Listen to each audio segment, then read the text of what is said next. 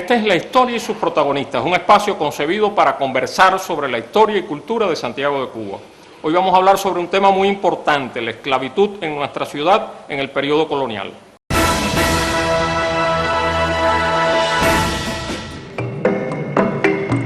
Los primeros esclavos africanos fueron vendidos en la Plaza de Armas, nuestro actual Parque Céspedes, en 1522.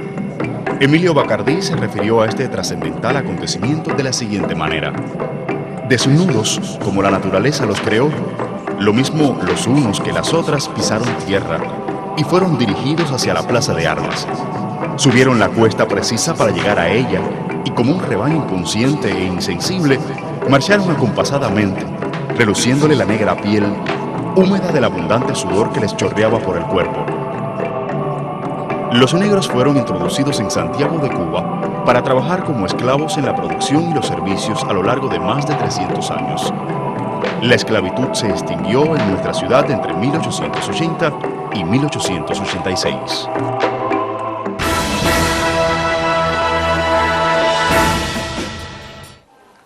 Hoy contamos en nuestro programa con la investigadora Marta Vergés, quien ha trabajado sobre el reflejo del tema de la esclavitud en la prensa santiaguera del siglo XIX.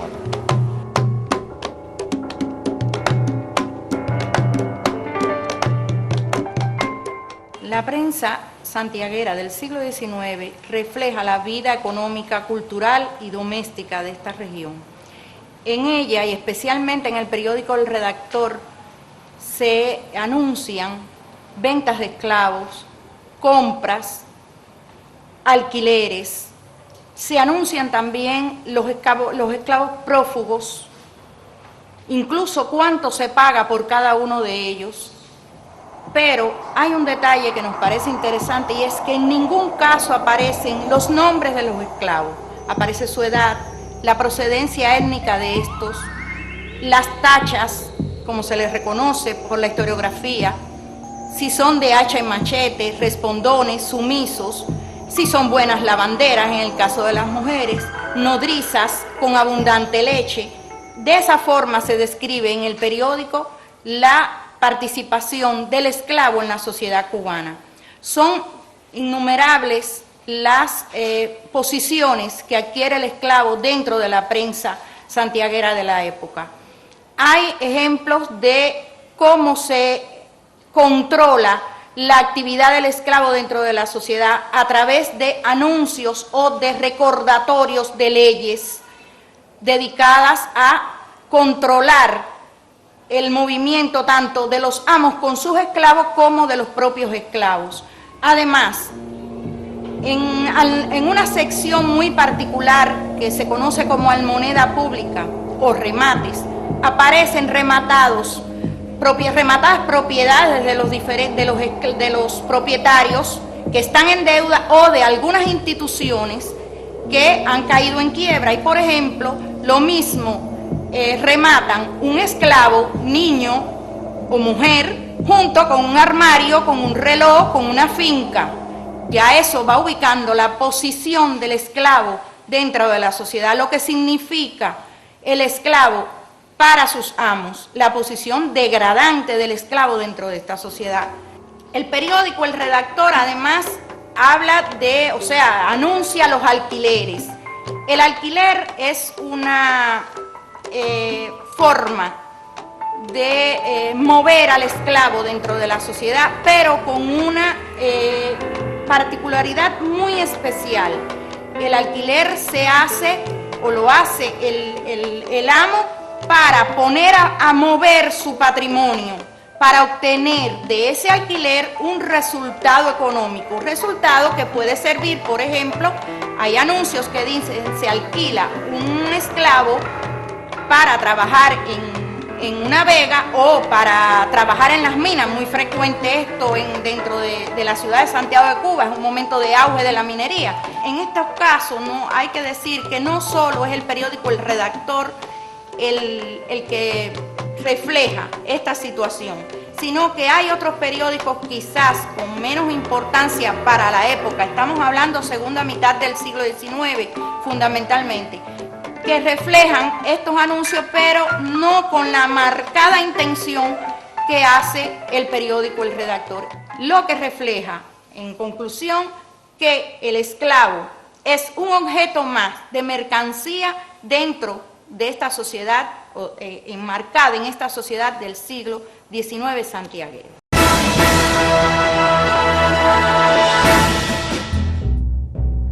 Los negros esclavos desempeñaron un papel esencial en la economía y la sociedad santiaguera durante varios siglos. Con sangre y sudor de los esclavos se construyó el Castillo del Morro y los cafetales franceses.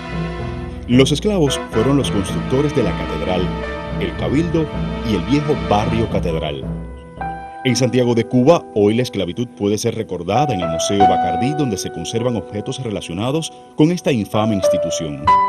También contamos con 2 monumentos que rinden homenaje a la resistencia que la esclavitud generó entre sus protagonistas. Estos son el monumento a los abolicionistas en la antigua Plaza de la Picota, hoy Parque Serrano, y el monumento al cimarrón en el poblado del Cobre. Este último es el gran homenaje de Santiago a la rebeldía de los esclavos.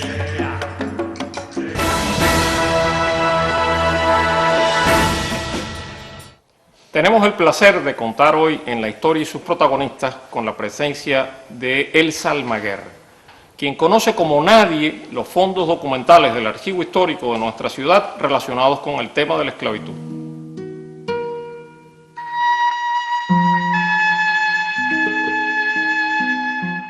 Primeramente me voy a referir al Fondo Gobierno Municipal de Santiago de Cuba, porque en él se encuentran las actas capitulares del antiguo ayuntamiento, que no eran más que los acuerdos tomados en los cabildos que quedan recogidos en estos libros. En ellos podemos encontrar numerosos acuerdos relacionados con la esclavitud.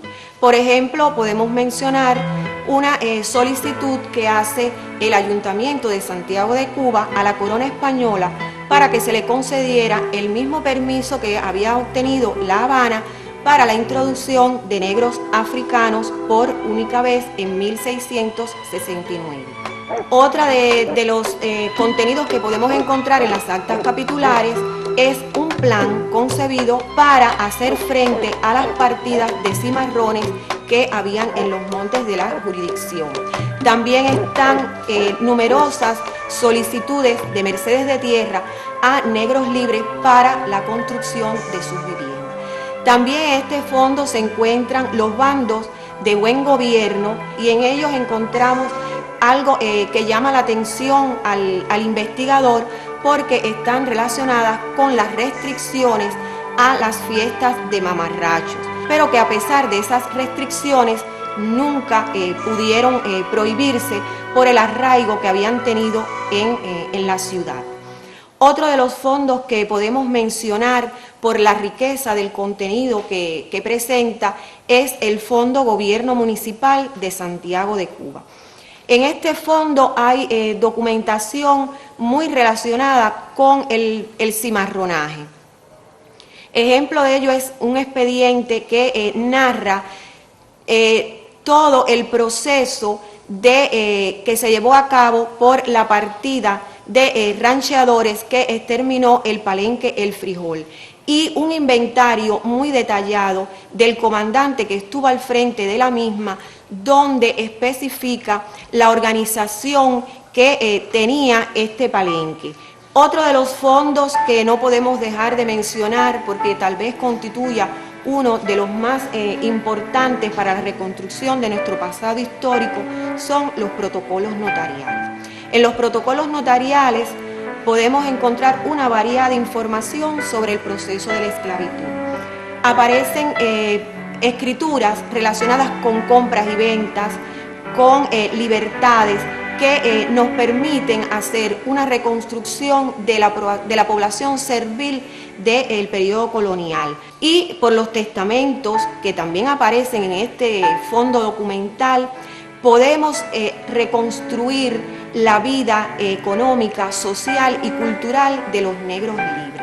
En el Fondo Gobierno Municipal de Santiago de Cuba también se encuentran los listados de mulatos y negros que pertenecían a las milicias de pardos de la ciudad, que eran los encargados de la custodia, como le dice, de la ciudad.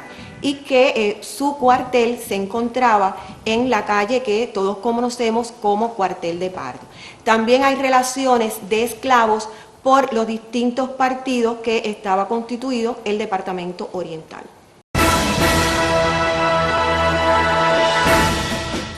El negro desempeñó un papel esencial en los procesos de mestizaje biológico y cultural de Santiago de Cuba.